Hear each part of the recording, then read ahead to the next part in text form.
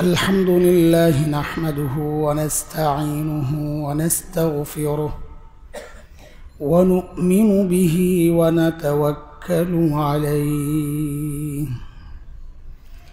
ونعوذ بالله من شرور أنفسنا ومن سيئات أعمالنا من يهده الله فلا مضل له ومن يضلله فلا هادي له وأشهد أن لا إله إلا الله وحده لا شريك له وأشهد أن سيدنا وسندنا وحبيبنا ومولانا محمدا عبده ورسوله اللهم صل على محمد وعلى آل محمد كما صليت على إبراهيم وعلى آل إبراهيم إنك حميد مجيد اللهم بارك على محمد وعلى آل محمد كما باركت على إبراهيم وعلى آل إبراهيم إنك حميد مجيد أما بعد فأعوذ بالله من الشيطان الرجيم بسم الله الرحمن الرحيم قال فبما أغويتني لأقعدن لهم صراطك المستقيم ثم لآتينهم من بين أيديهم ومن خلفهم وعن أيمانهم وعن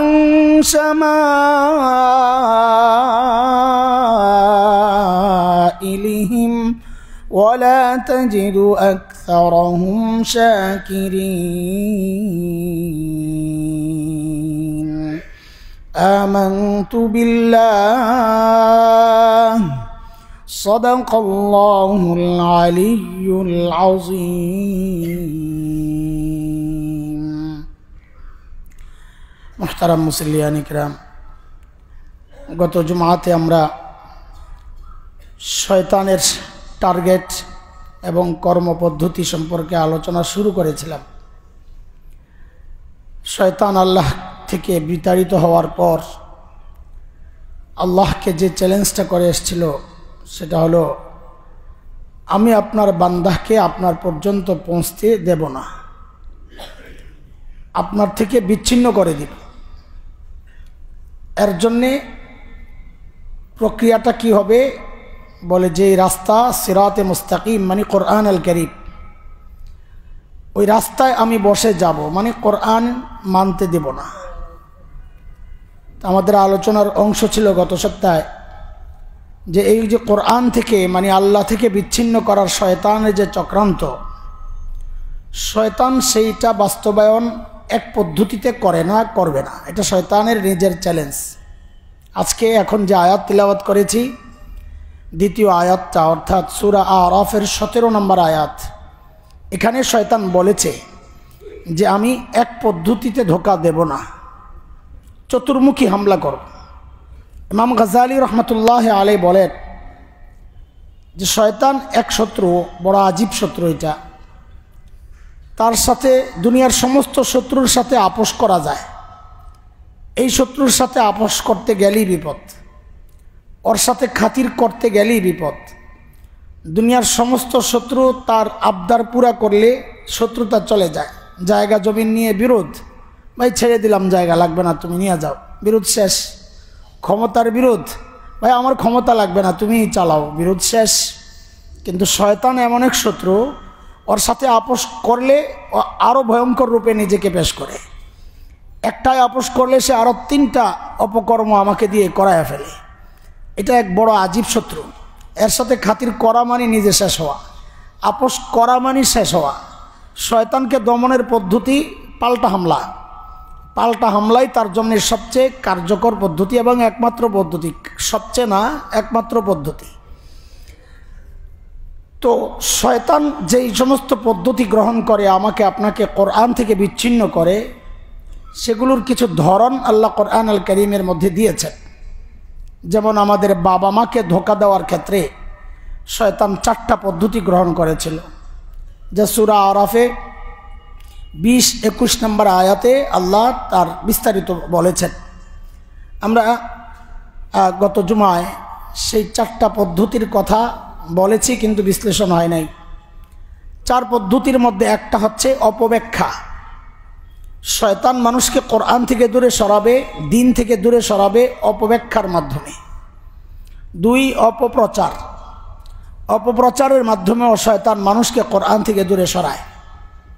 3 টোপ লোভ দেখানো। লোভ দেখায়ও শয়তান মানুষকে দিন থেকে দূরে সরায়। 4 নেকসুরতে ধোঁকা। নেকসুরত, আপনার আপনজন সেজে আপনাকে শেষ করে দিবে, দিনই লিবাস লাগাই আপনাকে শেষ করে দিবে। এই 4টা পদ্ধতিতে ও আমাদের বাবা মাকে ধোঁকা দিছে। তো আল্লাহ সেই বিষয়গুলো কোরআনে আনার অর্থ এটাই যে আমরা যেন সতর্ক থাকি, নাইলে কিন্তু আমাদেরকেও সে ওই একই পদ্ধতিগুলো গ্রহণ করে আমাদেরকে ধোঁকা দিবে। পদ্ধতি শুধু ওই 4টাই না, আরও অনেক আছে, কিন্তু আমার বাবা মাকে ধোঁকা দেওয়ার ক্ষেত্রে শয়তান এই পদ্ধতিগুলি গ্রহণ করেছিল। তো ইমাম গাজালি বলেন, শয়তানের আরেকটা বৈশিষ্ট্য হচ্ছে সে কখনো এক পদ্ধতিতে লেগে থাকে না। আমরা যেমন পদ্ধতি একটা পাইলে ওটার উপর লেগে থাকি যে এই পদ্ধতিতেই আমাকে সফল হইতে হবে। সে যখন দেখে কাউকে সুদ খাওয়াইতে পারতেছে না, সে এটা বাদ দিয়ে ঘুষের লাইনে চলে যাবে। যখন দেখবে যে ঘুষে পারতেছে না, তো সে তাকে কাজের ব্যাপারে অনেক অনেস্ট বানায়া এবাদতে দুর্বল বানায়া দিবে। যখন দেখবে এবাদতে দুর্বল বানাইতে পারতেছে না, হযরত মুফতি তাকি উসমানী দামাত বরকাতুহুল আলিয়া বড় আজীব এক উদাহরণ দিয়েছেন যে যারা হজ করতে যায়, শয়তানের জন্য এক ভয়ঙ্কর আমল হজটা। কারণ ও জানে আমার সারা জিন্দিগির মেহনত সব শেষ হয়ে যাবে এই এক হজের কারণে। কারণ নবী আলাইহিস সালাম বলেছেন, মান হাজ্জা লিল্লাহ ফালাম ইয়ারফাস ওয়ালাম ইয়াফসুক রাজাআ কায়াউমিন ওয়ালাদাতহু উম্মুহ। যে একজন মানুষ যখন আল্লাহর জন্য হজ করে, যে হজে সে কোনো অশ্লীল কাজে জড়ায় নাই, গুনাহ করে নাই, সে যখন হজ করে বাড়িতে ফেরত আসে, আল্লাহ তার ওই হজের ওসিলায় তাকে এমন পবিত্র করে দেন যেন আজকেই তার মা তাকে জন্ম দিলেন, এমন নিষ্পাপ হয়ে যায়। তো শয়তান এটা কী করে বরদাস্ত আর সহ্য করতে পারে? এই জন্য শয়তানের প্রথম টার্গেট থাকে মানুষকে লেন্দি করার। দেখেন, আমাদের ধোঁকা খাওয়ার ক্ষেত্রে আমরা 2টা শত্রু মোকাবেলা করি। একটা হচ্ছে শয়তান, আর একটা হচ্ছে আমার নফস। নফসের ধোঁকা না শয়তানের ধোঁকা, এটা বোঝার অনেক নমুনা আর আলামত আছে। একটা আলামত হলো এটা, যখন কোনো নেক আমল একটা হচ্ছে করতে মন চাচ্ছে না, করছি না, এটা নফসের কাজ। আর যখন দেখবেন লেন্দি করানো হচ্ছে, করব না, এ বুঝবেন শয়তান, এটা শয়তানের কাজ। আমলকে লেন্দি করানো, নামাজ কয়টা বাজে? 9টা, হুজুররা বলছে মধ্যরাত পর্যন্ত, আরেকজন ফতুয়া দেন না তাহাজ্জুদ পর্যন্ত। এই ফতুয়ার গেরাকলে পরে মানুষটা ঘুমায়া যায় আর নামাজ পড়া হয় না। এটা শয়তানের পদ্ধতি। শয়তান সে কাজকে লেন্দি করাবে, অথবা গুনাহটাকে হালকাভাবে পেশ করবে, অথবা গুনাহকে গুনাহ মনে করবে না। এগুলো শয়তানের নানান প্রক্রিয়া। তো শয়তান কোনোদিন এক প্রক্রিয়ায় মেহনত করে না। সে এক জায়গায় ব্যর্থ হলেই সে ওটা বাদ দিয়ে আরেক প্রক্রিয়া, যেন বুঝতে না পারে মানুষ। তো কোরআন থেকে দূরে সরানোর যে কয়টা প্রক্রিয়ার আলোচনা আমরা শুরু করেছিলাম, তার মধ্যে একটা হচ্ছে অপব্যাখ্যা। এটা এক ভয়ঙ্কর পদ্ধতি। সবগুলো পদ্ধতি ভয়ঙ্কর, কোনোটার চেয়ে কোনোটা কম না। ব্যক্তি হিসাবে এক একজন এক একটার মধ্যে ভেসে যায়। একটা হচ্ছে অপব্যাখ্যা। অপব্যাখ্যার মাধ্যমে মানুষ কোরআন থেকে অনেক দূরে সরে যায়, দিন থেকে অনেক দূরে সরে যায়। এই অপব্যাখ্যাগুলো যারা দেন, এক তো শিক্ষিত শ্রেণী, তাদেরকে একটা শ্রেণী আছে যাদেরকে ধরা যায়, বোঝা যায় যে এই লোক সহি না। মাথা মোটা হইলে কার কি বলার থাকে। এখানে যে এক ভণ্ড ছিল পেটওয়ালা দেওয়ানবাগি, শিক্ষিত সমাজ মানি বুঝে যে এটা একটা ফালতু লোক, তার কাছে কিচ্ছু নাই, শুধু আছে পেটটা আছে, ওর পুঁজি পেট, এছাড়া কিচ্ছু নাই। এই মানুষগুলো যখন মানুষকে বলে আমার কাছে আসলে কোনো নির্দিষ্ট ধর্ম সত্য না, আমার কাছে আসলে সে যে কোনোভাবেই মুক্তি পাওয়ার একটা ব্যবস্থা করবে, এই বক্তব্য যখন দেয়, আমল লাগে না, তিলাওয়াত লাগে না, তো ওই মানুষ দিন কেন মানবে বলেন? ওই মানুষ চিন্তা করে আরে বাবার কাছে গেলে যদি জান্নাত পাওয়া যায়, বাবা যদি আমার জন্য এসব গাড়ি ঘোড়া এই কি জাহাজ সব যদি রেডি রাখে, তো আমার আমলের দরকার কি? তো ও একটা ধোকার মধ্যে পড়ে যায়।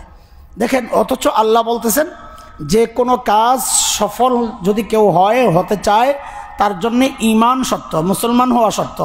সূরা বনী ইসরাঈলে আসছে, আল্লাহ বলেন ওমান আরাদাল আখিরাহ ওয়া সাআ লাহা সা'য়াহা ওয়া হুয়া মুমিন ফাউলাইকা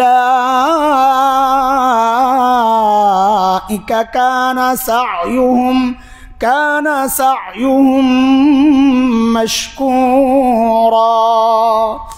আখিরাতকে টার্গেট বানায় কেউ যদি মেহনত করে সফল হওয়ার জন্য, আল্লাহ বলেন শর্ত হইল ওহুয়া মুমিন, ঈমান লাগবে। আপনাদের খুব পরিচিত মুখ মাদার তেরেসা, কলকাতায়, কেউ যদি দেখে থাকেন তো জানেন, আমি দেখেছি, আমি গিয়েছি। তার কাজ, কত কাজ যে করছে, জনসেবা, সমাজসেবামূলক কত কাজ সে করছে, সব কাজ করছে। সর্বোচ্চ পুরস্কারে ভূষিত হয়েছে, দুনিয়ার সর্বোচ্চ পুরস্কারে ভূষিত হয়েছে, কিন্তু আল্লাহর জায়গায় রিজেক্ট, চলবে না। কেন? সব কিছু করছে তো আখেরাতে পাবে, যেহেতু খ্রিস্টান ছিল তো আখেরাতে বিশ্বাসী ছিল, কাজও করছে আখেরাতের জন্যে, বিশ্বাসও করে আখেরাতকে, কিন্তু ওই যে ওয়াহুয়া মুমিন, ইমানের যে শর্ত, এই শর্তে কাটা পড়ে গেছে, তার এই সমস্ত কাজ বরবাদ হয়ে গেছে। শয়তান চায় তুমি সব করো, এমন একটা জার্ম আমি ঢুকাইয়া দিব, তো সব বরবাদ হয়ে যাবে। আমাদের বহু মুসলমানের কাজ শয়তান এই প্রক্রিয়ায় বরবাদ করে। তুমি তাহাজ্জুদ পড়ো, আমার কি সমস্যা? তুমি হজ করো, আমার কি সমস্যা? এমন একটা জিনিস ঢুকাইয়া দিবে, সব বরবাদ। তা হযরত মুফতি তাকি ওসমানী দামাত বারাকাতুহুল আলিয়া বলেন যে একজন মানুষ সর্বপ্রথম তো শয়তান তাকে বুঝায় যে এই বয়সে হজ করে তো রাখতে পারবা না।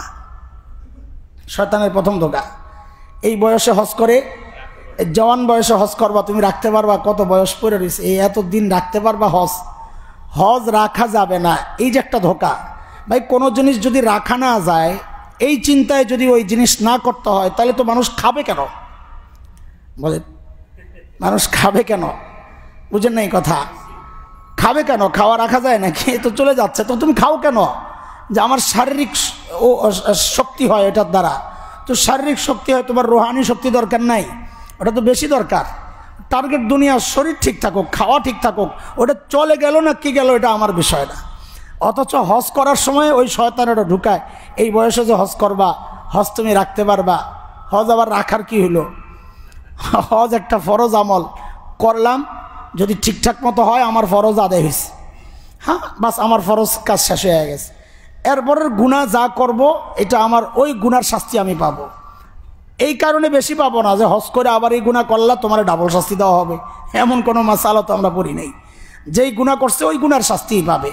যদি তাই হয় তাহলে এক নামাজ ছুটে গেলে আরেক নামাজ তো আর না কেমনে পড়বো? যদিও 5 ওয়াক্ত পর্যন্ত এই বাইন্ডিংস আছে যে নামাজ 5টা ছুটে গেলে আগে ওই 5টা পড়ে এরপরে নতুন নামাজ শুরু করা। আমাদের কিসের 5 ওয়াক্ত? কত 5 বছর চলে গেছে, আল্লাহ তাআলা মাফ করুক আমাদেরকে। আমাদের জন্য এই সমস্ত শর্ত কি আসে যায়? আল্লাহ মাফ করুক, এমনি বললাম, সবার তো না।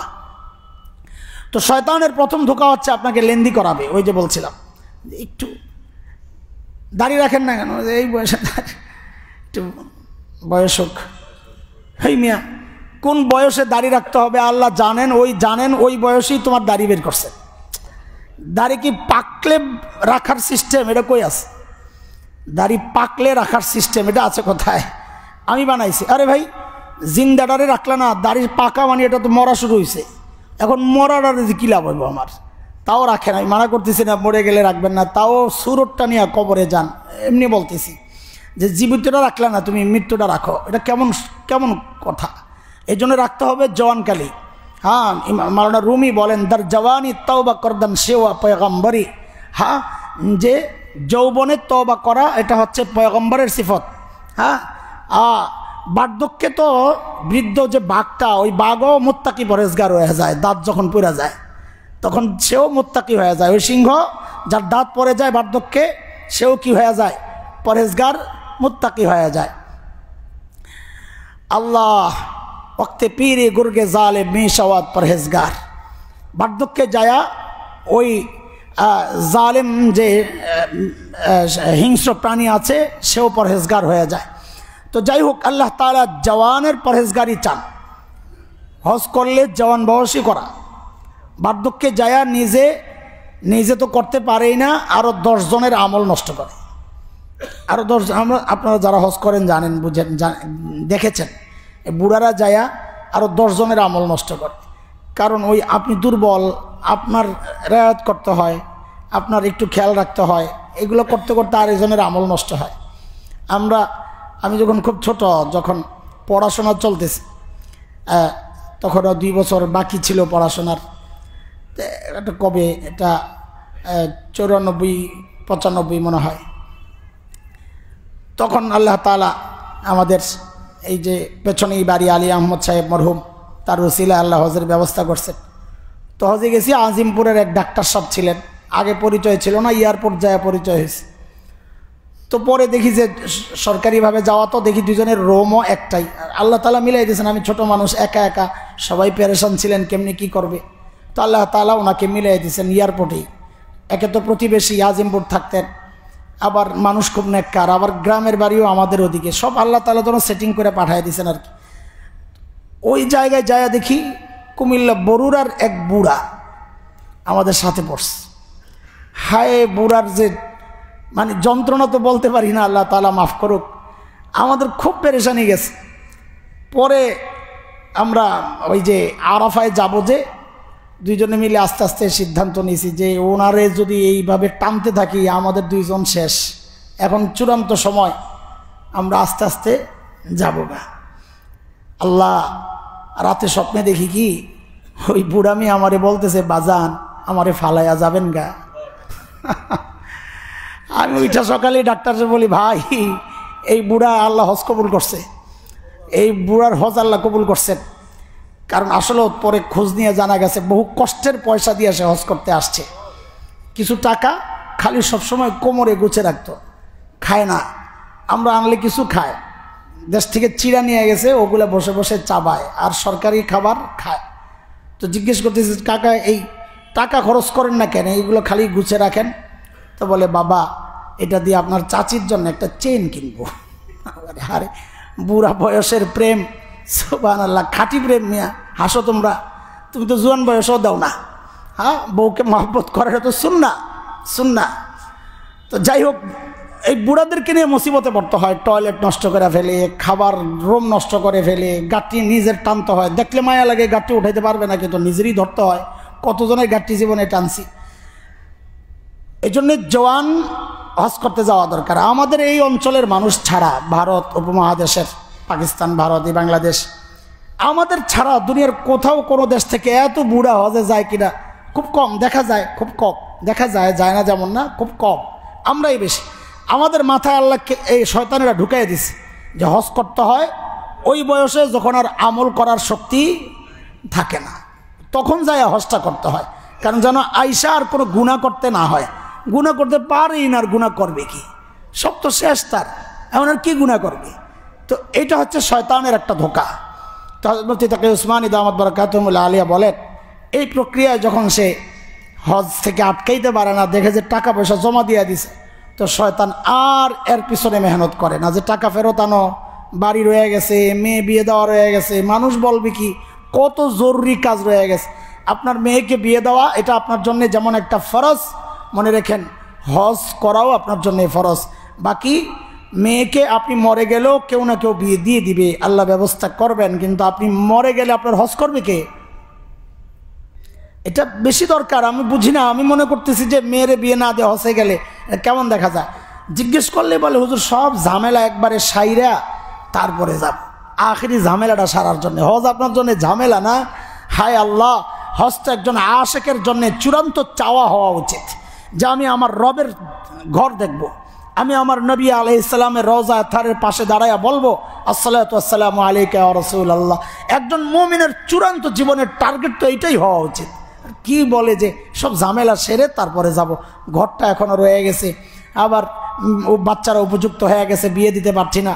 এগুলো সব হচ্ছে শয়তানের ধোঁকা। শয়তান কিছু শর্ত লাগায়, হাদিসে কিছু শর্ত আছে, সামর্থ্যবান হওয়া, রাস্তা নিরাপদ থাকা, জালেম বাদশা না থাকা, হ্যাঁ, মাল্লাম ইয়ামনাহু হাবিস আও সুলতান মারাজুন হাবিস আও সুলতানুন জাইর, হ্যাঁ, যার জন্যে কোনো জালিম বাদশা তার প্রতিবন্ধকতা তৈরি করে নাই, অথবা এমন রোগ যে রোগ তাকে আটকে দেয় নাই, সে যদি হজ না করে, ফালাম ইয়াহুজ্জা, তো নবী বলেন ফাল ইয়ামুত ইনশা ইয়াহুদিয়ান ও ইনশা নাসরানিয়া, সে ইহুদিয়া মারা গেল না খ্রিস্টান হয়ে মারা গেল, আমি নবী তার দায় দায়িত্ব নিতে রাজি না। লা হাওলা ওয়ালা কুওয়াতা ইল্লা বিল্লাহ।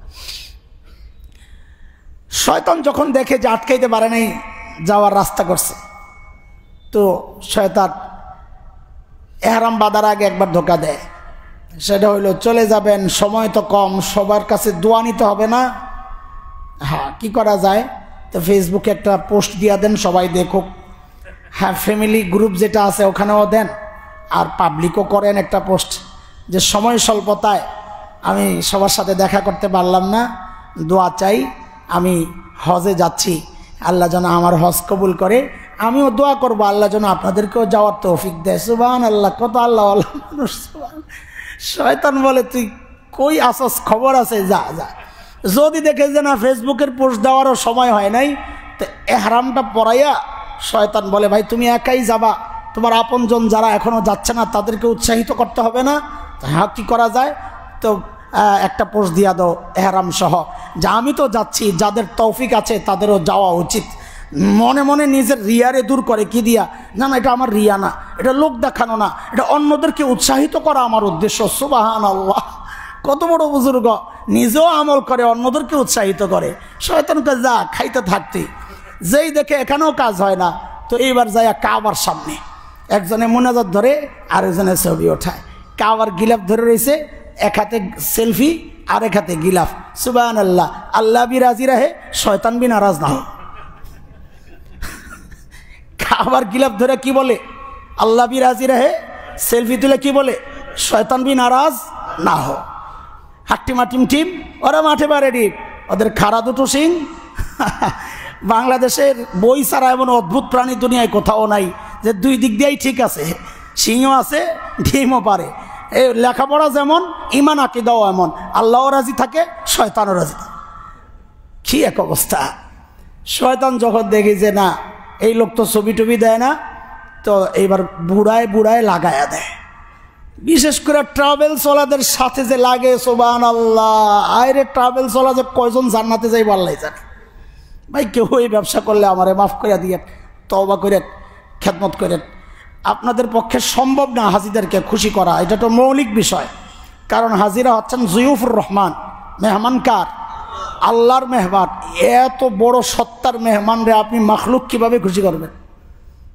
আমাদের সাধ্যে আছে নাকি? এটা মৌলিক গোড়ায় আপনার জন্য একটা দুর্বলতা প্রকাশ পাওয়া গেছে, তারপরেও 2 নম্বরের কারণে কষ্টটা আরও বেড়ে যায়, আর লাগে। আর শয়তান তো গুতাইতেই থাকে, ভাই কত দিয়ে আসছেন? আরে আমার কাছ থেকে 10,000 বেশি নিস, কিন্তু আপনারা যে একটু ভালো হোটেলে রাখছে ওইটার শয়তান মাথায় ঢুকায় না। ওর বিল্ডিং যে 2 বিল্ডিং পরে প্রতিদিন এভারেজে 1 কিলো বাড়তি হাঁটে, ওইটা আর আপনার মাথায় যায় না। খালি চিন্তা আমার থেকে 10,000 বেশি নিল, বিশ্বাস করলাম হায় রে, এই সারাটা হজ খালি মাথা এটাই ঘুরতে থাকে, আমার থেকে 10,000 বেশি নিল। কত আমল যে এই চিন্তায় নষ্ট হয়। এই যে মাথায় ঢুকছে পোক, এখন এই ট্রাভেল চলার একটু এদিক ওদিক পাইলেই আর কোনো কথা নাই, ওর 14 গোষ্ঠী উদ্ধার করে ফেলায়। ও 10,000 একদিনই উসুল হয়ে যায়, কিন্তু প্রতিদিনই মারে। খানা নিয়ে গ্যাঞ্জাম। তো আমার এই ট্রাভেলসের এক মালিক তো আসে না, ডরে, সবসময় মালিকটা লুকায় থাকে, গেলে না মাইট টেট দেয় মানুষ, এমন একটা হট পজিশনে থাকে সবাই। তো যারা ওর আশপাশ আছে ওদেরকে পাঠায়। তো একজন আয়া বলছে যে হুজুর আমাদের মালিক বলছেন যে হুজুর যেহেতু আছে ওনারে বলেন যে উনি খানা নির্বাচন করতে, যে কি খাবো উনি যা বলবেন আমি তাই খাওয়াবো, কোনোটা খাওয়াই তো খুশি করতে পারতাছি না। তো আমি চিন্তা করলাম আমি একা কিল খাওয়ার দরকার কি, প্রতিনিধি নিছি আরও 4-5 জন যারা বেশি কথাবার্তা বলে, যে ভাই আসেন, যেহেতু একটা অফার দিছে ভালো, আমরা সবাই মিলে পরামর্শ করে বলি যে আজকে এটা দিবেন আর রাতে দিয়ে দিব, পরের দিন ওই খাবার আসবে। তো একদিন সিদ্ধান্ত হয়েছে যে হুজুর গোস্ত মোস্ত খাইতে খাইতে আর ভালো লাগে না, একটু বলেন না যে ছোটো কাসকি মাছ টাছ পাওয়া যায় কিনা। তাই বলে একটা ভালো বুদ্ধি, বাকি ওগুলা পাওয়া যায়, দাম বেশি, গোস্তের চেয়েও দাম বেশি। তো বললাম যে ভাই কালকে আমাদেরকে একটু গুড়া মাছ খাওয়ান না। হায় খোদা, আমরা তো শহরের মানুষ, টমেটো দিয়া গুড়া মাছ একটু ঝোল করে আনলে কত মজা লাগে। দুপুরবেলা জোহরের নামাজ পড়া যখন খানার টেবিলে আসছে সবাই, হায় 2 বুড়া তো পুরা গরম গরম করে ফেলাইছে। কি সৌদি আরব আসছি এই গুড়া মাছ খাওয়ার লিগা, দেখেন অবস্থা। হায় খোদা, কই যাবো এখন এদের। এগুলো হচ্ছে সারাক্ষণ শয়তান ডিস্টার্ব করতে থাকে, স্বাভাবিক। ওই জন্যই তো আল্লাহ বলেছেন যে যে ব্যক্তি হজের নিয়ত করবে, ফামান ফারাদা ফিহিন্নাল হাজ্জা ফালা রাফাসা ওয়ালা ফুসুকা ওয়ালা জিদালা ফিল হজ। হজের মধ্যে কোনো অশ্লীল কাজ, গুনার কাজ, লড়াই ঝগড়া এই 3টা করবে না, এটা করবে না। করবে না এই প্রসঙ্গ আসলো কেন? কারণ আল্লাহ জানে এই 3টা কাজে মানুষ বেশি জড়াবে, এই জন্যই তো নিষেধ আসছে। তো চলতে থাকে। শয়তান যখন দেখে শেষ পর্যন্ত চেষ্টা করে আর পারে নাই, তো আসার সময় গুতাইতে থাকে। এগুলো আমাদের দেখতে দেখতে এগুলা সব অভ্যাস হয়েছে আমাদের। একটা জুব্বা না পরে গেলে কেমন হয় হাজি সাহেব, একটা সুন্দর রুমাল, লাল রুমাল, জুব্বার টাকনুর নিচে যাক না, তাতে কি আসা যায়? মানুষ তো আমার হাজি সাহেব মনে করলো। ওই জায়গার জুব্বা তো আমার ফিটিং না হওয়ারই কথা, কারণ ওরা একদম বডি শেপ করে তৈরি করে, একদম চাপায়া পরে তো ওরা ওইভাবেই বানায়। তো আমাদের শরীর হিসাবে বড় জুব্বা নিতে হয়। তো ওই বড় জুব্বা নিচে দিয়া ঝাড়ুর কাজ চালায়, সুবহানাল্লাহ, ঝাড়ু আর লাগে না। তো ওইরকম একটা জুব্বা কিনে, একটা লাল রুমাল কিনে, আরেকজনে বুঝায় একটা বিড়া দিলেও তো ভালো হয়, দেখছেন না, কালো বিড়া উপরে দিয়া রুমাল। আরে ভাই এটা তো আরবদের একটা স্পেশাল পোশাক, এটা ওইটা আমি লাগাই। আমার মনে আছে সেই ছোটোবেলায় এক বুড়া দেখছি এরকম জুব্বা টুব্বা লাগায়, লাল রুমাল লাগায়। আমার পাশে ছিল এক দুষ্ট, ও বলতেছে চাচা আপনার আজকে পুরো আরবের শায়েখের মতো লাগতেছে। আমি খেয়াল করলাম যে সাথে সাথে অ্যাকশন করছে, বুড়া দেখি টাইনা টুইনা বসতেছে, তাই না বাবা, মাশাআল্লাহ। আমি বলে লেগে গেছে, তার মানে ওনার ভেতরে ঘুরছিল এটা যে আমাকে কিছু একটা লাগতেছে।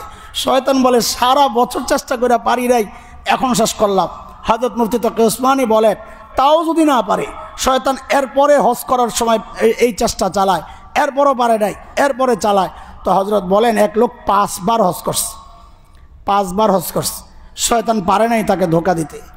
5 হজের পর বাড়িতে মেহমান আসছে, তো কাজের মেয়েকে ডেকে বলছে, হেরে এই শেষবার যে আমার 5ম বারের হজের যে জায়নামাজটা আনছি, মেহমানদের ওই জায়নামাজ দে। কত নম্বর হজের, কত নম্বর? হযরত মুফতি তকি উসমানী বলেন কারবার দেখছো, শয়তান কিন্তু পিছু ছাড়ে নাই। ওর কাজ হলো আমাকে বেঈমান বানাইয়া কবরে পৌঁছা পর্যন্ত সে হাল ছাড়বে না, এটা তার চ্যালেঞ্জ। বলে এই 5 হজ একবারে বরবাদ করে দিছে, এক কথায় যে আমার 5ম হজের জায়নামাজটা দিয়ে মেহমান রে, এক কথায় 5 বছরের আমল সব বরবাদ হয়ে গেছে। এটা শয়তানের কত ভয়ঙ্কর কৌশল, যে সামান্য কিছু ঢুকায়া, মাথার মধ্যে ঢুকায়া আমাকে শেষ করে দিবে। তো এটা হচ্ছে শয়তানের একটা প্রক্রিয়া, লেন্দি প্রসেস। অপব্যাখ্যার একটা যেটা বলছিলাম যে আজকালকার এই ভণ্ডপীরগুলো শয়তানের এই মিশন বাস্তবায়নের সবচেয়ে বড় হাতিয়ার। আজকালকার ভণ্ডপীরগুলো শয়তানের এই অপব্যাখ্যার যে হাতিয়ারটা, যে প্রক্রিয়াটা, এটা বাস্তবায়নের সবচেয়ে বড় হাতিয়ার হচ্ছে এই ভণ্ডপীরগুলো। বিশেষ করে একেবারে ওই যে মারিফতি বলে, গান বাজনা করে, হ্যাঁ, লালন যেগুলো চর্চা করে, এগুলোর তো আমরা মুসলমানই মনে করি না। আপনারা যাই বলেন, দেশের সংস্কৃতি, এই সংস্কৃতি, এই ঘোড়ার ডিম, এগুলো যাই বলেন, আমরা ওদের যে নোংরামি। আমি একবার হালকা বয়ান বলছিলাম, এক অভিভাবক আইসা আমার বলছে আপনার মাফ চাই, এই বিষয় বাদ দেন। আমি আমাদের বাচ্চা কাচ্চা নিয়ে আসি নামাজ পড়তে, আমাদের লজ্জা লাগে, আসলেও লজ্জা।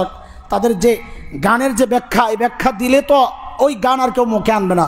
লা হাওলা এই অর্থ, ওই ব্যাখ্যা তো আমরা দেই নাই, ওই ব্যাখ্যা লালন গবেষক যারা তাদের যে বই ওখান থেকে নেওয়া ব্যাখ্যা, আমি কি দিব?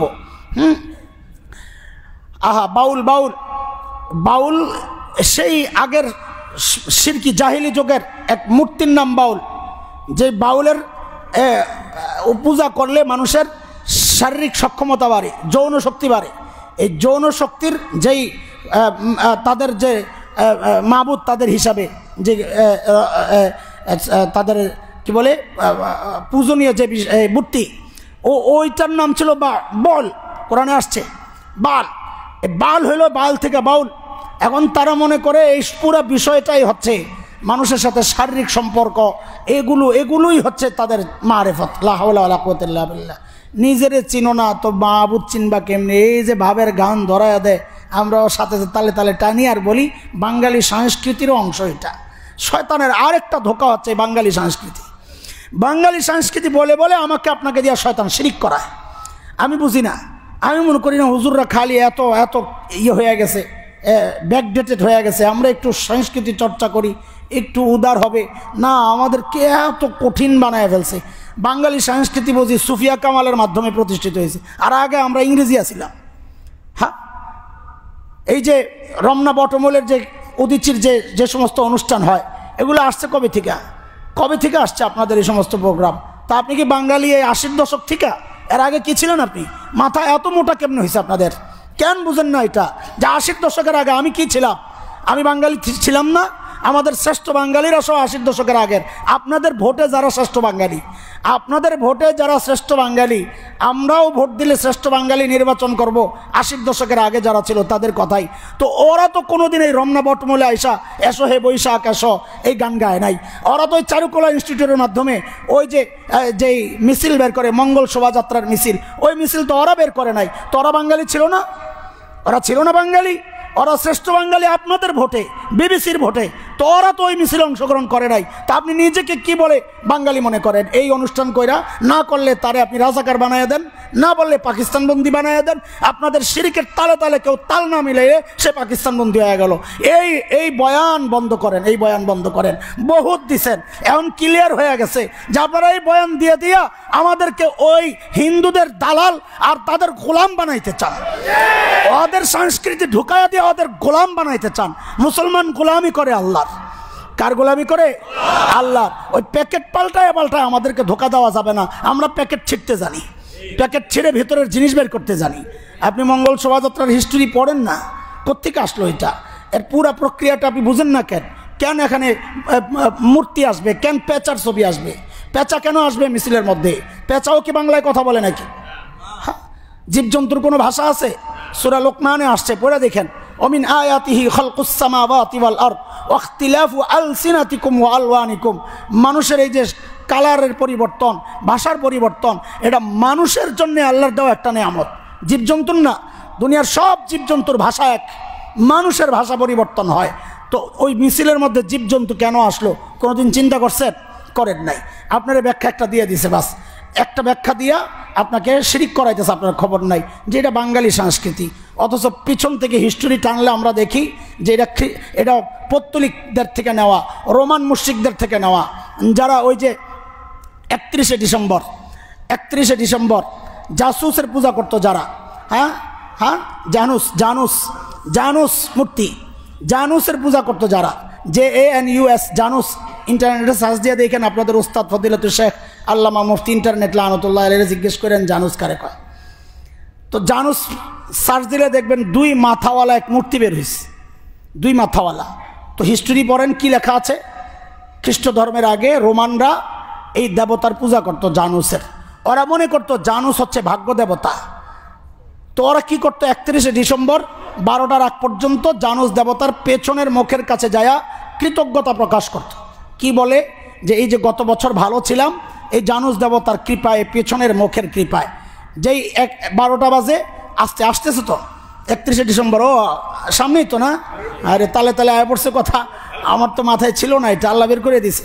এই আল্লাহ পোলাবান খেয়াল কর, কি করতেছ? তোমার জন্য এই সংস্কৃতি না, এটা তোমার সংস্কৃতি না, এই উৎসব তোমার না, এটা জানুস দেবতার পূজারীদের উৎসব, তুমি কেন করবা? তো কি করে 12টা বাজলেই দেবতার সামনের মুখের কাছে চলে যায়, যায় কি করে এখন প্রার্থনা করে। প্রথমে 12টার আগে করে কৃতজ্ঞতা প্রকাশ, 12টার পরে যায় করে প্রার্থনা। কারণ ওদের বিশ্বাস সামনের মুখটা হচ্ছে আগামীর ভবিষ্যতের, আগামী বছর যদি ভালো থাকতে হয় ওই সামনের মুখটাকে খুশি রাখতে হবে। তখন সামনের মুখের কাছে যায় প্রার্থনা করে, লা হাওলা ওয়ালা কুওয়াতা ইল্লা বিল্লাহ। আপনি মুসলমান, আপনিও কি এটা বিশ্বাস করেন যে আপনার অতীত জানুস দেবতার কারণে ভালো ছিল, ভবিষ্যৎ ভালো হবে জানুস দেবতার কল্যাণে? তো না করলে 31শে ডিসেম্বর আপনার কিসের উৎসব? কোন কারণে এই উৎসব আপনার? এটা আপনার মায়ের ভাষা না আপনার ধর্মীয় ভাষা? কোন ভাষা এটা? ইংরেজি। এই ইংরেজি নববর্ষ আপনার জন্য আমার জন্য কোন কারণে উৎসবের কারণ হয়েছে আমাকে জিজ্ঞেস করি, বলেন আপনারা কোন কারণে? একটা কারণ তো দেখাবেন যে এই কারণে এই উৎসব আমি পালন করতেছি। 1 এপ্রিল কি বলে 14 এপ্রিল পয়লা বৈশাখ, পয়লা বৈশাখের উৎসব আপনি করেন, শিরিক করেন না, আমরা মানা করি না। আপনি পান্তা ভাত খায় পেট নষ্ট করেন, আমার কি? আপনি ইলিশের দাম বাড়ান, আমার কি? কিন্তু আমি কথা বলবো যখন আমি দেখবো আপনি বাঙালি চেতনার নামে মানুষকে নতুন মোড়কে শিরিক গিলাতে চাইবেন, খাওয়াতে চাবেন, তখন প্রতিবাদ করা আমার ইমানি জিম্মাদারি। আমি বলবোই আমাকে যতই আপনি পেরেশান করেন, এই বক্তব্য দিয়ে পেরেশান কম হই নাই। ভেগে ভেগেছিলাম, একবার তো দেশ ছাড়তে হয়েছে এই মঙ্গল শোভাযাত্রার বিরুদ্ধে বক্তব্য দিয়া মুন্সিগঞ্জে। আমি সব এলাকার লাইট বন্ধ করে আমাকে পার করছে আয়োজকরা। এর পরের দিন আমি চলে গেছি ওমরার সফরে। এমন ধাওয়া আমাকে দেওয়া হয়েছিল, কারণ ওরা এটারে বাই করছে যে গোড়া কোত্থেকে, এই আলোচনা শুরু হয়েছে কোত্থেকে। তো আমার 5-6 বছর আরও 8-10 বছর আগের সাভারে এক বয়ান ছিল এই ব্যাপারে খুব কঠোর। এরপরের থেকে আলহামদুলিল্লাহ একটা আওয়াজ হচ্ছে, আল্লাহ শুকুর আলহামদুলিল্লাহ, আল্লাহ একটা কাজ করাইছেন। তো ওই সময় আমাকে ধরার জন্য যে গোড়া এটারে ধরা গে, তো আমি তো আমার কাছে ক্লিয়ার, আমি কেন বলবো না? আমার কাছে স্পষ্ট হওয়ার পর, শয়তানের ধোকাটা স্পষ্ট হওয়ার পর আমি যদি না বলি, তো আপনারা সবাই হাসরের মাঠে আমার বিরুদ্ধে আল্লাহর আদালতে দাঁড়ায় বলবেন, রব্বানা ইন্না আতানা সাদাতানা ওয়া কুবারানা ফাআদাল্লুনা সাবিলা। আল্লাহ আমাদের ইমাম ধরেন এটারে, আমাদের খতিব বয়ান করতো, আমরা শুনেছি, কিন্তু আমাদেরকে সতর্ক করে নাই শিরিকের ব্যাপারে, আমাদেরকে সতর্ক করে নাই ইসলাম বিরোধী অপতৎপরতার বিরুদ্ধে, শয়তানের চক্রান্তের ব্যাপারে আমাদেরকে সতর্ক করে নাই। আপনি তাকে ধরেন। আল্লাহর সামনে আপনাদের ওই বিচারের মুখোমুখি আমি হতে রাজি না, তাই দুনিয়ার বিচারের মুখোমুখি হতে রাজি, দুনিয়ায় মরতে রাজি, হাসরে যায়া আখিরাতের জন্যে চূড়ান্তভাবে জাহান্নামী হইতে আমি রাজি না। এই জন্য দুনিয়ায় যত বিপদ আসুক, এই কথাগুলো আমরা অতীতেও বলেছি, বলবো, ইনশাআল্লাহ বলে যাব। আপনারা আমাদেরকে সাপোর্ট করেন আর না করেন, আমাদের দায়িত্ব আপনাদের কানে পৌঁছায়া দেওয়া। যুবক, ঠিক তো বললি, বল। ইনশাআল্লাহ 31শে ডিসেম্বর কোনো উৎসবে আমরা নাই, ইনশাআল্লাহ, ইনশাআল্লাহ, ইনশাআল্লাহ। ও আল্লাহ তুমি কবুল করো। এটা তো খ্রিস্টানদেরও না, এটা মুশরিকদের একটা সংস্কৃতি, একটা ধর্মীয় বিষয়। তুমি কেন করবা ভাই? চলেন ওইটার দেখা দেখি এখন বাঙালিরও মনে চাইছে, তা আমিও একটা কিছু করি। তো শয়তান বলে, তোরে তো আর জানুস দেবতার পূজা করাইতে পারবো না, তুই কার পূজা করতে পারস? তো দেখে আশেপাশে যারা আছে এদের পূজা কর। তো নিয়ে একটা লাগাইছে কি, পেঁচা। এখন আপনার মাথা কেন এত মোটা? এই পেঁচার সাথে বাঙালি সংস্কৃতির কি সম্পর্ক আপনি বলেন? আমাকে বুঝাইয়া দেন, আমাকে বুঝাইয়া দেন। আপনি বুঝাইতে পারলে আমার সমস্যা কি? কিন্তু আমি যেটা বুঝাই আপনি পারলে খণ্ডান, আমি আপনাকে যেটা বলছি আপনি পারলে খণ্ডান। পারবেন না, খণ্ডাইলে এতদিন খণ্ডাইতেন। আজকে এত বছর ধরে চিৎকার চেঁচামেচি করছি, খণ্ডান তো না, ধাওয়া দেন। ধাওয়া কেন দেন? খণ্ডান, আমার কথার জবাব দেন। তো আমরা দেখেছি যে আমাদের ভিন্ন এক ধর্মের যারা বাংলাদেশে বসবাস করে, কারো ধর্মীয় অনুভূতিতে আঘাত দেওয়া এটা আমার কাজ না, আমার উদ্দেশ্য সেটা না। আমাদের বলা, আমাদের বক্তব্যটা, আমাদের উদ্দেশ্যটা বুঝতে চেষ্টা করেন। ভিন্ন ধর্মকে বাঙালি চেতনার মোড়ক দিয়ে আমাকে খাওয়াতে চাইলে আমি কেন ওই বিষ খেতে যাব? আমার অধিকার আছে সেই বিষ প্রত্যাখ্যান করা। আপনাকে জানিয়ে দাও, আপনি আমার ভাই, যেটা ভেতরে বিষ, প্যাকেট চেঞ্জ হয়েছে। আগে শিরিক ছিল, এখনও শিরিক, খালি উপরের মোড়ক চেঞ্জ হয়েছে। এই নতুন মোড়কের নাম হচ্ছে বাঙালি চেতনা। নতুন মোড়কের নাম তো আসেন, এই যে পেঁচা, পেঁচা কোত্থেকে আসলো?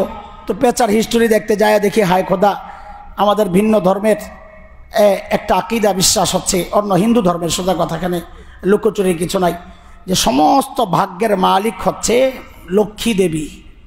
কে কে? আপনারাও বলেন না লক্ষ্মী মা? কারো ভালো কিছু দেখেন আমার লক্ষ্মী মা, এটা বলবেন না, এটা আমাদের ভাষা না, পরিভাষা চেঞ্জ করেন, এটা আমাদের ভাষা না। কিছু মহাভারত অশুদ্ধ হয়ে যাবো নাকি?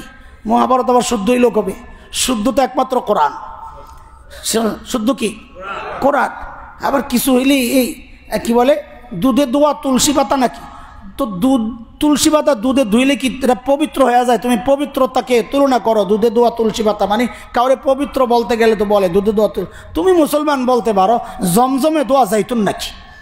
আরে তুমি মুসলমান হিসাবে এটা ব্যবহার কেন শুরু করো না? ওদেরটাই কয়দিন ব্যবহার করবা? তোমার পবিত্র কোনো শব্দ নাই, তোমার জাইতুন নাই, তোমার জমজম নাই, তুমি কেন তুলসী পাতারা আনতে হবে? তুমি জানো না তুলসী পাতা ওরা পূজা করে?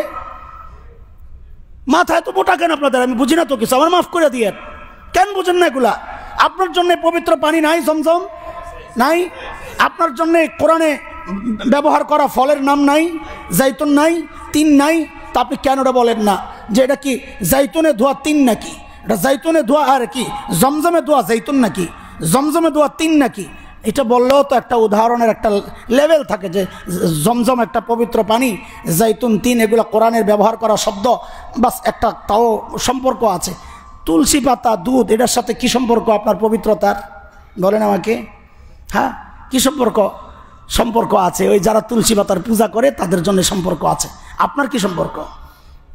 আপনার গান শিখায় রমনা বটমূলে কি বৈশাখ আসো আইসা কি করো? অগ্নিস্থানে সূচি হোক ধরা, গানের একটা শ্লোক বললাম, অগ্নিস্থানে সূচি হোক ধরা। একটু চিন্তা করছেন? আগুন দিয়ে গোসল করাইয়া ধরা পবিত্র করো। মুসলমান আগুন দিয়ে পবিত্র হয়, এটা মুসলমান বিশ্বাস করে। আমাদের কোনো পবিত্রতার সিস্টেম আগুন আছে? আপনি মাসালা জানেন না? আমাদের পবিত্রতার সিস্টেম হচ্ছে আত্মা পবিত্র হয় তওবার মাধ্যমে। বলে আমাদের আত্মা পবিত্র হয় কিসের মাধ্যমে? তওবার মাধ্যমে। আমরা পবিত্র হই পানি দিয়া, আমরা পবিত্র হই মাটি দিয়া। মুসলমান পবিত্র হয় পানি, মাটি, তওবা দিয়া। আগুন দিয়া পবিত্র করা এটা হিন্দুদের বিশ্বাস। এই জন্য ওরা পোড়াইলে, আগুন দিয়ে পোড়াইলে ওরা মনে করে পবিত্র হয়ে গেছে। আগুনরে সাক্ষী বানায় বিয়া করে। আগুন তাদের কাছে মর্যাদার। আপনার কাছে আগুন হইল ধ্বংসের, শয়তান আগুন। আপনার কাছে সব ধ্বংসের সব কিছু আগুন হওয়ার কথা, অথচ আপনি ওই আপনার চেতনার নামে গান বানাইছে রবীন্দ্রনাথ, ওইটারে আপনি আপনার জন্যে একেবারে সকালবেলার এবাদত বানায় ফেলছেন। অগ্নি সানে সূচি হোক ধরা। আপনারা রবীন্দ্রসঙ্গীত গবেষণা আপনারা করেন, আমরা করি না। আপনারা দেখেন নাই রবীন্দ্রনাথের গানের মূল উপজীব্য বিষয় দুইটা, প্রেম, প্রার্থনা। তার সমস্ত গানের মধ্যে হয় প্রার্থনা পাওয়া যাবে অথবা প্রেম পাওয়া যাবে। এই গানটা হচ্ছে প্রার্থনার গান। প্রার্থনা রবীন্দ্রনাথ কার কাছে করছে? দেবদেবীর কাছে। রবীন্দ্রনাথ দেবদেবী না, সে তো প্রকৃতির পূজারী ছিল। আকাশ বাতাস, আলো বাতাস, গাছ গাছালি এগুলার পূজারী ছিল। তো রবীন্দ্রনাথ যার পূজা করছে তার কাছেই চাইতেছে, এসো হে বৈশাখ এসো। বৈশাখ এই কাল, সে কালের পূজা করছে। তুমি আইসাই ধরারে পবিত্র করো আগুন দিয়া পোড়াইয়া। এ ভাই আপনি কেন বুঝেন না? সবগুলা কথার মধ্যে শিরিক ঢুকা রয়েছে। আপনার কাছে বিশ্বকবির গান, সুবহানাল্লাহ। বিশ্ব শয়তান যে আপনার ঈমান নষ্ট করতেছে তার খবর নাই। এ তো বিশ্ব শয়তান, লম্পট। বাঙালিদের আজীবনের বিরুদ্ধে বাংলাদেশিদের যারা যে করেছে। আপনার ঢাকা ইউনিভার্সিটির ইতিহাস পড়েন না আপনারা? তো বললে কেন তারে মহব্বত করেন? কেন সে আপনাদের আদর্শ হয়? কোন দিক থেকে আদর্শ হয়? সে আপনার চেতনা কি করে হলো? লা হাওলা ওয়ালা কুওয়াতা ইল্লা বিল্লাহিল আলিয়্যিল।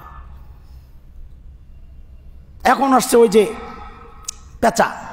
হিন্দুদের বিশ্বাস হচ্ছে তাদের সমস্ত ভাগ্যের মালিককে লক্ষ্মী দেবী। আমরা মনে করি ভাগ্যের মালিক সূরা আরাফ 188, অনেক আয়াত আছে, আমি একটা শুধু বলি আপনাকে। সূরা আরাফ 188, 188, 9 নম্বর পারা। আল্লাহ বলেন, কুল লা আমলিকু লিনাফসি নাফআন ওয়ালা দাররা ইল্লা মা শাআল্লাহ।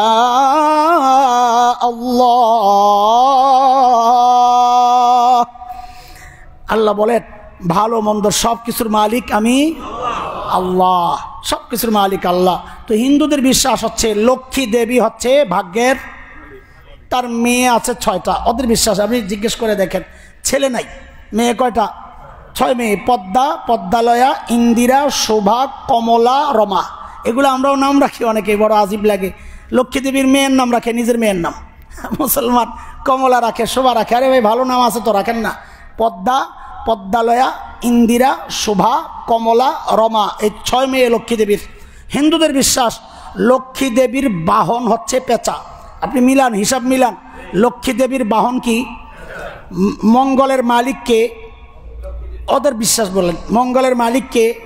মিছিলের নাম কি?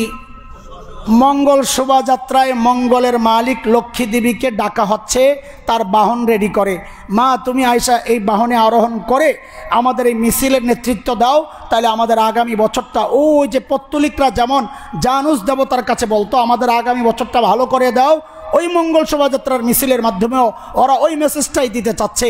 আহারে মুসলমান, আপনার জন্য মঙ্গল ছিল ফজরের নামাজ আইসা মসজিদে পড়া, মুয়াজ্জিন যখন ডাকতেছিল হাইয়া আলাল ফালাহ, সফলতার দিকে আসো, কামিয়াবির দিকে আসো, আপনার তখন মিছিল কইরা মসজিদে আইসা ফজরের নামাজ পড়ার মধ্যে ছিল আপনার মঙ্গল। আপনি তা না কইরা আরে বহু মুসল্লি দেখছি, আমি নিজ চোখে দেখছি, কলিজা ফেটে গেছে, আমার সাথে নামাজ পড়ে দেখে আমরা ফজর পড়া এশরাক পড়া যখন হাঁটতেছি ও দেখে আসতেছে মেয়ে সহ বউ সহ, কই গেছে একটু গেছিলাম শাহবাগে। তা আপনি ফজর নামাজ কি করতে পারেন? আপনি নামাজ কি করতে পারেন? শয়তান তো এটাই চায় আপনি সারা জিন্দেগি ইবাদত করেন, একবার শিরিক করে সব বরবাদ করে দেন। শয়তান তো চাই এটা, আপনারে খাটাবে আবার জাহান্নামেও নেবে, এতেই তার সফলতা। আপনি কোনো কাজ করবেন না, জাহান্নামে যাবেন, তো সে বেশি মজা পায় না। সে বেশি মজা ওই জায়গায় পায় আপনার দিয়ে সব করাবে, এরপরে জাহান্নামে পাঠাবে, এটাই সে বেশি মজা পায়। তোরে খাটাইলাম আবার জাহান্নামে পাঠাইলাম, শত্রু যেহেতু। আল্লাহ তাআলা আমাদের সব রকমের শয়তানি চক্রান্ত থেকে হেফাজত করেন। বলছিলাম অপব্যাখ্যা, মনে আসেনি কথা? এই যে ভান্ডারীরা অনেক আছে, নামাজের খবর নাই, শেকল টেকল লাগায় একটা ভাব নিয়ে বসবে, ভাবই আলাদা, ওই ভাবটাই সব কিছু, আর কিচ্ছু নাই। ওর পুঁজি কি? আমরা একবার ছোটোবেলায় বলছি আপনাদেরকে, বাইজিদ বুস্তামিতে গেছিলাম ছোট তখন, আমার এক সম্পর্কের বোন থাকতো চট্টগ্রামে, তো আমার এক ভাইগনা আছে, আমার পার্টনার, ছোটোবেলার দুষ্টামির পার্টনার। তো দুই মামু ভাইগনা গেছি, চলো বেড়াইতে যাই বন্ধের মধ্যে। তো বাইজিদ বুস্তামির মাজারে যাব দেখার জন্য। তো বোন জামাই বলছে ভাই যাইবেন যে অনেক শতান মতন বাটপার মতন আছে, টাকা পয়সা ঠিকঠাক মতো রাখেন, ব্যবসা সব বের করে নিব। তা আমরা হইলাম মাদ্রাসায় পড়ি, দুনিয়ার সব শয়তানির হেডমাস্টার, কারণ শয়তান তো আমাদের সাথে সবচেয়ে বেশি থাকে, আমাদেরকে ধোকা দিবে এত সাহস শয়তানের। সুবহানাল্লাহ। পকেট টকেট সব খালি করে গেছি, পকেটের মধ্যে হাত ঢুকাই রাখছি একরকম। তো এইরকম চেনওয়ালা এক খাজা আইসে সামনে, আইসা বলে দেখ, এমনভাবে বলছে আপনাদের সাধারণ মানুষ হলে তো কলিজা একদম পড়ে যেত ছিঁড়ায়, দেহ এমন একটা ভাব লয়ে বল দেখ। তা আমিও পকেটের থেকে হাতটা বাইর করে, খালি পকেট তো নে, চোরের উপর বাটপারি যারে বলে আর কি, নে। তত বুঝছে যেটা আমার চেয়ে বড়টা, আস্তে কাইটা পড়ছে। ওদের এই ভাবটাই তো সব। এই চেন চুন লাগাবো কি, চেন কেন লাগাস তুই, চেনের সাথে তোর কি সম্পর্ক? এখানে একটা থাকতো শয়তান, স্টিলের একটা এরকম লাঠি রাখতো, এরকম চেন। তো আমাদের এক ভাই মুসল্লি বাইরে হয়ে ধরছে, তুই কেন বসস? হায় রে মুসল্লির এমন বেকার, তোদের মোল্লাদের জন্য এখন আমরা না খায়া থাকি। ওই বেচারা নামাজ পড়ে বাইরে তো হ্যাঁ ও মোল্লা হয়ে গেছে, তো তোদের মোল্লাদের জন্য আমাদের না খায়া থাকতে হয়, এটাই তো সমস্যা। মোল্লারা তো খারাপ এই শয়তানদের কাছে এই জন্যেই, কারণ ভুল তো ধৈরা দেওয়া দায়িত্ব মোল্লাদের, এবং ধৈরাও দেন, এ ধরলেই তো সমস্যা। দুনিয়ার সব বাতিলের টার্গেট হচ্ছে এই আলেম সমাজ, সব বাতিল, আপনি যত বাতিল দেখবেন সব বাতিলের টার্গেট হচ্ছে আলেম সমাজ। কেন? কারণ ওই যে ভুল ধরে, সব ঠিক আছে, ভুল ধরতে পারবে না, মানলে মানো, তোমারটা তুমি মানো, আমারটা আমি মানি, এমন সুশীলও আছে এই সমাজে। এই সুশীলগিরি আমরা দেখাইতে পারি না। আমাদের দায়িত্ব হচ্ছে ভুল দেখছি বলে দিব, ও তোমারটা তুমি মানো, আমারটা আমি মানো, লাকুম দিনুকুম ওয়ালিয়া দিন, বুখারী শরীফের হাদিস আমরা মানি না। তুই কোরআন আয়াত বললে কি হবে বেটা, শয়তান। কেউ তোর বুখারী হাদিস বানাইয়া দিছে। লা হাওলা ওয়ালা কুওয়াতা ইল্লা বিল্লাহিল আলিয়্যিল আযীম।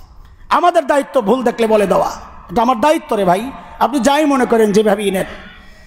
তো ওই সমস্ত ভণ্ডদেরকে যদি জিজ্ঞেস করেন নামাজ কেন বড় না, তো কোরআনের আয়াত দিয়া দলিল দিবে। ওই যে অপব্যাখ্যা, কোরআনের আয়াত দিয়া দলিল দিবে কি, কোরআনে নাই হুজুর ওয়াবুদ রাব্বাকা, উচ্চারণ তো করতে পারে না, অর উচ্চারণ করলে আমার ঈমান যাবে অবস্থা। ওয়াবুদ রাব্বাকা হাত্তা ইয়াতিয়াকাল ইয়াকিন, কোরআনের আয়াত। ওয়াবুদ রাব্বাকা হাত্তা ইয়াতিয়াকাল ইয়াকিন, ইয়াকিনের আগ পর্যন্ত তুমি তোমার রবের ইবাদত করো। এই ইয়াকিন মানে সমস্ত মুফাসসির বলেন মৃত্যু, কারণ দুনিয়ায় মৃত্যুর মতো ইয়াকিন কোনো জিনিস নাই। দুনিয়ায় বহু মানুষ পাওয়া যাবে যারা রব মানে না, তার সন্দেহ আছে, সে সংশয়বাদী, কিন্তু মৃত্যু মানে না এমন কোনো মানুষ দুনিয়ায় নাই। আছে? মৃত্যু অস্বীকার করে এমন কোনো মানুষ দুনিয়ায় নাই। এখানে ইয়াকিন মানে হচ্ছে মৃত্যু। আমৃত্যু তুমি আল্লাহর গোলামি করো, এই হচ্ছে আয়াতের অর্থ। ওরা কি অর্থ করে অপব্যাখ্যা, ওই যে শয়তান দিন থেকে দূরে সরানোর যে চক্রান্ত, বলে ও আবুদ রব্বাকা হাত্তা ইয়াতিয়াকাল ইয়াকিন, তুমি ইয়াকিন আসা পর্যন্ত ইবাদত করো। আমার ইয়াকিন এসে পড়ছে, এখন আর আমার নামাজ লাগে না। যে মানুষ বলবে আমার ইবাদত লাগে না, ও শয়তানের চেয়েও খারাপ। কেন শয়তানের চেয়ে খারাপ একটু বুঝেন। শয়তান আর তার সাথে কোনো পার্থক্য নাই। শয়তানকে আল্লাহ তাআলা হুকুম করছিলেন না সেজদা করার জন্যে, হযরত আদমকে শয়তান সেজদা করে নাই। না করার কারণ কি দেখাইছে সে, মনে আছে কিনা আপনার? আমি উত্তম, আনা খায়রুম মিন, আমি আদমের চেয়ে। দুনিয়ায় যারাই নিজেদেরকে নবীদের চেয়ে উত্তম মনে করবে সেই শয়তান। এটা আগে মূল নীতিটা ঠিক করেন, তারপর বুঝাইতেছি ওরা কেন শয়তান। যারাই নিজেকে নবীর চেয়ে উত্তম মনে করবে সেই কি? শুধু তাই না, আমরা বলি যারাই নবীদের দোষ তালাশ করবে, নবীদের দায়িত্বে অবহেলার অভিযোগ তুলবে, সেও শয়তান। কারণ কারণ নবীদের চেয়ে সে নিজেকে যোগ্য উপযুক্ত মনে করছে। নবীদের ভুল ধরা, ভুল কে ধরে? যে ভালো জানে, যে দায়িত্ব খুব ঠিকঠাক মতো আদায় করে, সেই তো নিজের নবীর চেয়ে ভালো মনে করে। এখন মুসা আলাইহিস সালাম দায়িত্ব অবহেলা করছেন, এই কথা যে বলবে আপনি চোখ বন্ধ করে সিদ্ধান্ত নিতে পারেন, তার দাড়ি যত সুন্দর হোক, টুপি যত সুন্দর হোক, না না গোড়া অন্য জায়গায়। এটা বিশৃঙ্খলা সৃষ্টি করতে আসছে সমাজে, এটা স্পষ্ট, এখানে কোনো দ্বিধা নাই আমাদের বলতে। তো নবীদের সাথে থেকে যে নিজেকে উত্তম মনে করবে সে কি? শয়তান। বলেন সে কি? কারণ শয়তান আদমকে সেজদা না করার কারণ দেখাইছে আমি আদমের থেকে। যারা বলে আমাদের ইবাদত লাগে না তারাও শয়তান। কেন? তো আপনি আসেন সূরা মারইয়ামের মধ্যে হযরত ঈসা আলাইহিস সালাম নিজের পরিচয়টা কিভাবে দিচ্ছেন আল্লাহ বলাচ্ছেন হযরত ঈসাকে দিয়া। হযরত ঈসা বলেন ক্বালা ইন্নী আবদুল্লাহ আতানিয়াল কিতাব ওয়াজআলানি নাবিয়্যা ওয়াজআলানি মুবারাকান আইনামা কুনত وأوصاني بالصلاة والزكاة ما دمت حيا। হযরত ঈসা বলেন ইন্নী আব্দুল্লাহ, আমি আল্লাহর বান্দা। কাজে খ্রিস্টানরা ওরা কাফের। কেন কাফের? কারণ হযরত ঈসাকে তারা আল্লাহর সন্তান মনে করে, কোরআন অস্বীকার করে ওরা সব কাফের হয়ে গেছে। এখন আর কেউ আহলে কিতাব নাই। এই যে আহলে কিতাবের সাথে বিয়া শাদী জায়েজ, ওই যে ফতুয়া, এখন আর চলবে না, কারণ এখন আর আহলে কিতাব সব কাফের। আমি নিজের ঈমান নাই তো আর আহলে কিতাবের চিন্তা করে আমার লাভ কি? সব এক মার্কাই। আল্লাহ মিলাইছে আল খাবিসাতু লিল খাবিসিন, জেসকার লগে তেসকা। সহজ তরজমা একটা করে দিলাম আর কি, বেগুনের সাথে শুটকি আল্লাহ মিলাই দিস। তো হযরত ঈসা বলেন ইন্নী আব্দুল্লাহ, আমি আল্লাহর বান্দা। আতানিয়াল কিতাব, তবে আল্লাহ আমাকে কিতাব দিয়েছেন। ওয়াজআলানি নাবিয়্যা, আমাকে নবী বানিয়েছেন। ওয়াজআলানি মুবারাকা, আমাকে আল্লাহ বরকতওয়ালা বানাইছেন। বিভিন্ন বরকতের বিভিন্ন উদাহরণ আছে। ওয়াউসানি বিসসালাতি ওয়াজ-যাকাতি মা দুমতু হাইয়া। হযরত ঈসা নবীকে দিয়ে আল্লাহ বলাচ্ছেন, আপনি বলেন আল্লাহ আমাকে চূড়ান্তভাবে নির্দেশ দিয়েছেন, আওসান ওসিয়ত করেছেন, জোরালোভাবে নির্দেশ দিয়েছেন কি? বিসসালাত ওয়াজ-যাকাত, আমি যেন নামাজ আদায় করি, আমি যেন যাকাত আদায় করি। কতদিন পর্যন্ত? মা দুমতু হাইয়া, আজীবন আমৃত্যু, যতদিন আমার হায়াত আছে ততদিন আল্লাহর নির্দেশ আমার জন্য, আমি যেন নামাজ পড়ি, ইবাদত করি।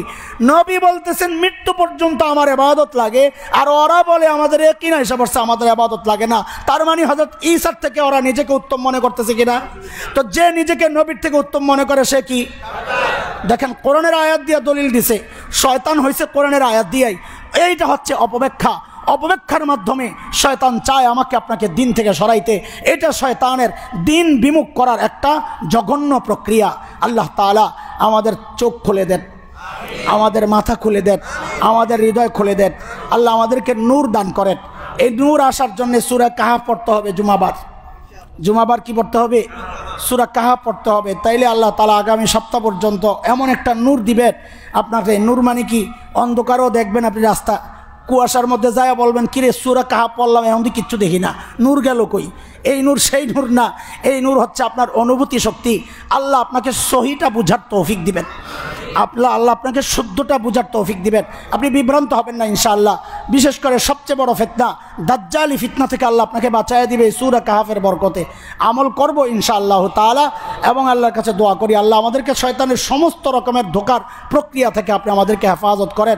এর জন্য সবচেয়ে বড় আপনাদের জিম্মাদারি হচ্ছে আলেমের থেকে বিচ্ছিন্ন হওয়া যাবে না, কারণ আলেমরা এগুলো কোরআন হাদিস পড়ে পড়ে শয়তানের এই যত ধোঁকার শাখা প্রশাখা এগুলো সব শয়তানের চক্রান্তের সব ধরন আলেমের জানা আছে।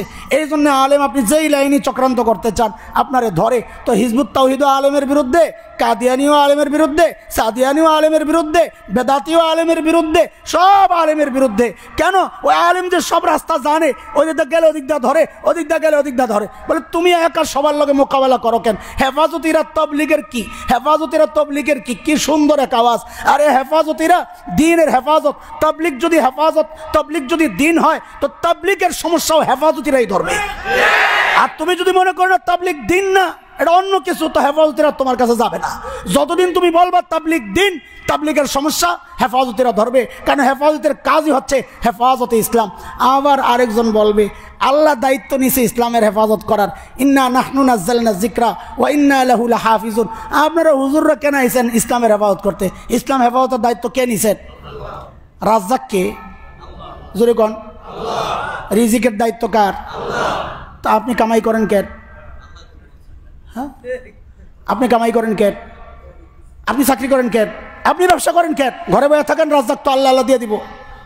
ওইটা খুব ভালো বোঝেন না, আমি কষ্ট না করলে কি আল্লাহ এমনি দিবে নাকি?